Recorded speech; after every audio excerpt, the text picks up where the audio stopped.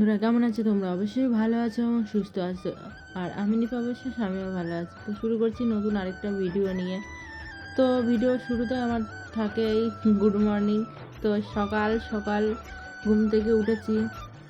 তো সকাল সকাল না 7টা বা 8টার দিকেই উঠি। তো মোহনা আমি যখন উঠি মোহনাকেও তখন উঠে, বা ও পরে ঘুমিয়ে থাকে, পরে ওঠে, কিন্তু কাজ আমার সাথেই উঠে গেছে। তো বিছানা কাঁথা সবই পড়ে রয়েছে, এখনও কিছুই গুছাতে পারিনি। তো তার আগেই মোহনা উঠে পড়েছে। আনাদিন ও বিছানাতেই থাকে, আমি অল্প কিছু গুছিয়ে রাখি, কিন্তু ও আজকে অনেকটাই সকালে উঠে গেছে। তো ওই জন্য উঠেই বলছে, মা আমার শীত করছে। তো আমি বললাম ঠিক আছে, শীত করছে, দাঁড়া আমি তোকে সোয়েটার পরিয়ে দিচ্ছি। তারপর সোয়েটার টুপি ওগুলো পরিয়ে দিচ্ছি। আর আমিও চাদর পরে নিয়েছি, কারণ অনেকটাই শীত করছিল। তারপর মোহনাকে আরেকটা সোয়েটার পরে দিচ্ছিলাম, যাতে ওর কম শীত লাগে। সকালে তেমন একটা কাজ থাকে না, কিন্তু অনেকটাই কাজ থাকে। কারণ কি কাজ? সেটা হচ্ছে গোছানো কাজ। তো গোছানো কাজটাই আমার অনেক থাকে। তো দেখতে পাচ্ছ আলনার মানে জামা কাপড় যেখানে রেখেছি অগোছালো জামা কাপড় হয়ে পড়ে রয়েছে। তো এগুলো আমার এখন গোছাতে হবে। তো ওর জন্য মোহনা বাইরে গেছে, বাইরে গিয়ে ও বাইরের থেকে আস্তে আস্তে আমি বিছানাটা দেখি গুছাতে পারি কিনা। তো ওই জন্য আগেই বিছানা উঠিয়ে তারপরে তো আমার সব কাজ করতে হয়। বিছানা কাঁথা গুছিয়ে তারপর বিছানাটা একটু ঝাড় দিয়ে তারপরে তো আমার মানে ঘর দুয়ার মুছানো এগুলো কাজ করতে হয়। তো সংসার জীবনে বলে কাজ থাকে না। তো এত কাজ কোথা থেকে আসে সেটা আমি জানি না। আমার বর সবসময় বলে কী কাজ থাকে সকালে। তো সকালবেলা মানে শীতকালে আরও মানে সকাল সকাল উঠতেই অনেকটা কষ্ট হয়ে যায়। মানে বিছানায় থাকলে মনে হয় না আর একটু পরে উঠবো, না আর একটু পরে উঠবো। তো এই করতে করতেই 8টা বেজে যায়। তো বিছানায় ঘুমটা অনেক অনেক আগেই ভেঙে যায়, কিন্তু উঠতে আমার অনেক মানে আলসেমি লাগে। তাও ওই উঠবো না এই করতে করতে ওই 8টা বা 7:30টার দিকে উঠে যায়।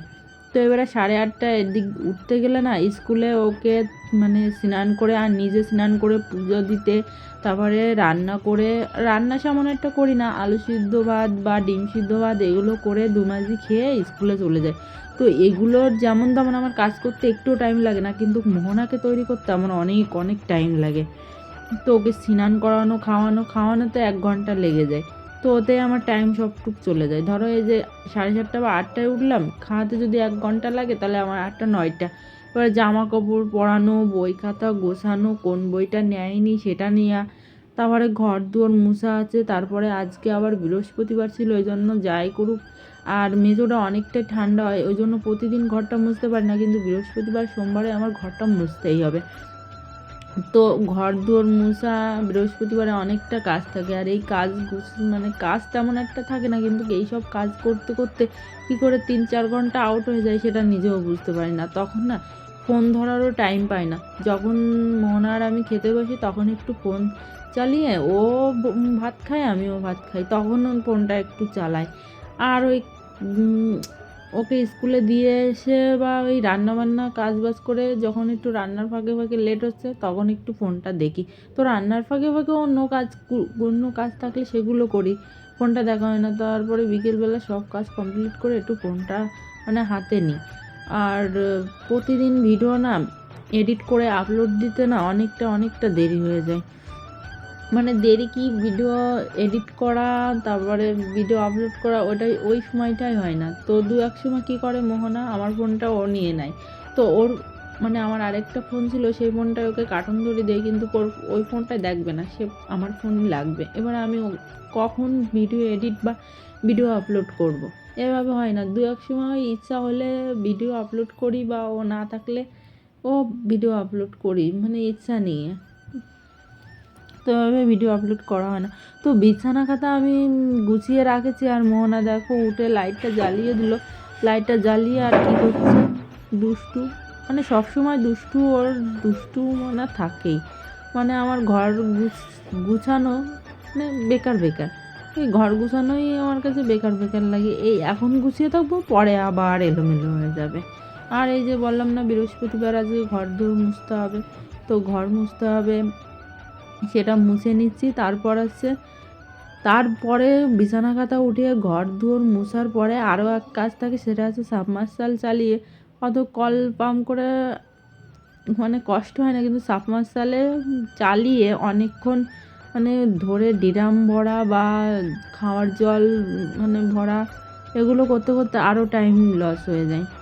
তো উঠেই ঘুম থেকে মানে সাবমার্সাল কেন সকাল সকাল চালাই, তাহলে সাবমার্সাল থেকে গরম গরম জল বের হবে আর স্নান করতে আমার ভালো হবে। ওই জন্য আমি সকালবেলা উঠেই আগে জলটা বাদিয়ে নিই, কারণ কারেন্ট নাও থাকতে পারে।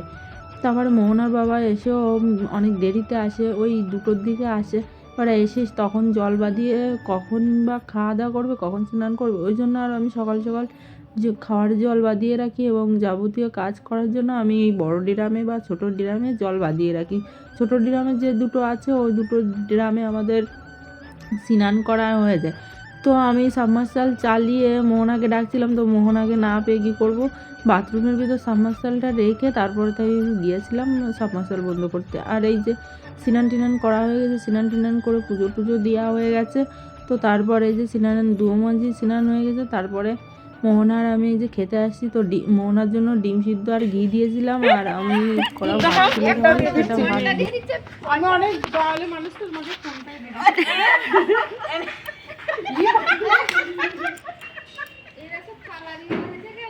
अरे अल्लाह का नाम पे दे दे रे बाबा काटी दाओ गिरे ভাইছে